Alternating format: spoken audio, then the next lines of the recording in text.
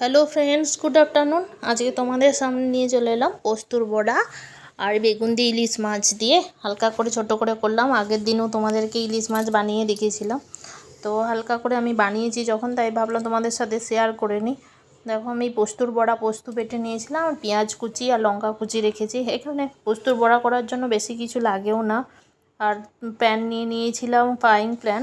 ওটাতে করলে কড়াইয়ে দিলে ভালো করে উল্টোনো যায় না, তার জন্য আমি ননস্টিকের একটা তাওয়া নিয়ে ওটাতে সর্ষের তেল, তোমরা চাইলে সাদা তেলও দিয়ে বড়ার আকারে দিয়ে দিলেই ব্যাস। আর হয়ে গেলে উল্টে পাল্টে নিয়ে মোচমোচে গরম ভাতের সাথে এত সুন্দর খেতে লাগবে পোস্তর বড়া।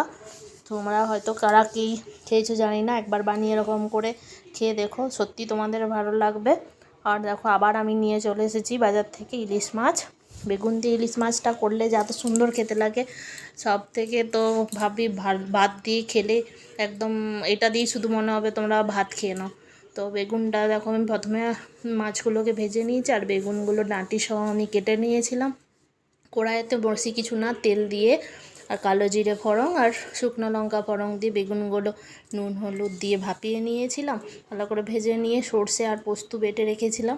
সর্ষের পরিমাণটা কম দিয়েছিলাম, অনেকে সর্ষেও তো পছন্দ করে না, তাই অল্প পরিমাণ সর্ষে দিয়ে আর একটুখানি ভালো করে নাট ঢাকা দিয়ে সর্ষে পোস্ত ঢেলে দিয়ে একটু জিরে পাউডার, ধনে পাউডার আর একটু লাল মির্চ পাউডার দিয়ে ফুটে গেলেই মাছগুলো দিয়ে নামিয়ে নিলেই কাঁচা সর্ষের তেল দিয়ে রেডি আমার ইলিশ। Thank you.